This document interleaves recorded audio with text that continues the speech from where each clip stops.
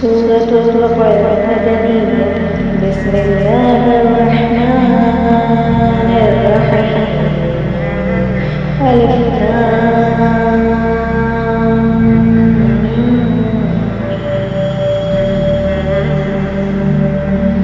ذلك الكتاب لا ريب فيه هدى للمتقين الذين يؤمنون بالغيب ويقيمون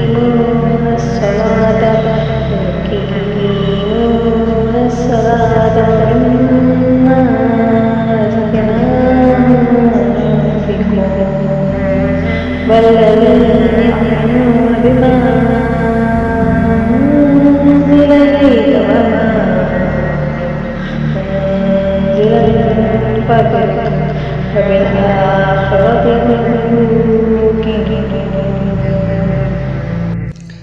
الف لام میم. ترجمہ: الف لام میم. اس سورہ کی ابتدا حروف مقطعات سے ہوتی ہے۔ مقطع قد قطعن سے مشق ہے، اس کا مطلب ہوتا ہے کاٹنا۔ اب یہ حرف ہم چونکہ الگ الگ پڑھتے ہیں، جیسے کہ الف لام میم، تو الف الگ پڑھا جاتا ہے، لام الگ پڑھا جاتا ہے اور میم الگ پڑھا جاتا ہے۔ ایک ساتھ نہیں پڑھتے، ہم ان حروف کو الگ نہیں بولتے، الگ الگ پڑھتے ہیں، تو اسی نسبت سے اس کو حروف مقطعات کہتے ہیں۔ الف لام میم حروف مقطعات میں سے ہیں۔ اس کے بارے میں مفسرین کے مختلف اقوال ہیں۔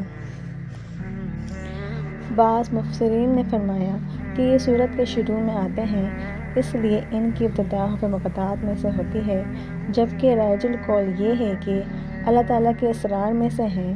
ان کے کوئی معنی حضور اکرم صلی اللہ علیہ وسلم کی حدیث سے یا پھر صحابہ کے کسی اقوال سے نہیں ملتے۔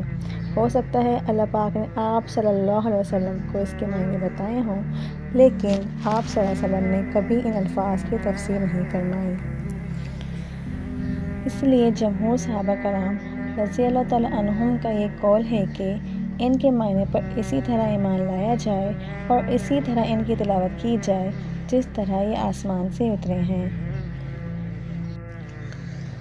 ذالک الکتاب لا ریب فیہ ھدی للمتقین. ذالک وہ، یہ، کتاب ہے، لا نہیں، ریب کوئی شک، فیہ اس میں، ھدی ہدایت ہے، للمتقین متقین کے لیے۔ ترجمہ: یہ وہ کتاب ہے جس میں کوئی شک نہیں، اور یہ ایسی کتاب ہے جو ہدایت کا ذریعہ ہے متقین کے لیے۔ اب اس کی تفسیر دیکھ لیتے ہیں۔ قرآن کو اللہ کی طرف سے نازل شدہ ہونے میں کچھ شک نہیں، جیسے کہ سورہ سجدہ میں ہے کہ یعنی بے شک کہ قرآن کریم تمام جہانوں کے پالنے والے اللہ کی طرف سے ہے، یعنی اس میں شک نہ کرو۔ متقین کی تعریف۔ ابن عباس فرماتے ہیں کہ متقی وہ ہے جو ایمان لا کر شرک سے دور رہ کر اللہ تعالیٰ کے احکام بجا لائے۔ ایک اور روایت میں متقی وہ لوگ ہیں جو اللہ تعالیٰ کے عذابوں سے ڈر کر ہدایت کو نہیں چھوڑتے اور اس کی رحمت کی امید رکھ کر اس کی طرف سے جو نازل ہوا ہے اسے سچا مانتے ہیں۔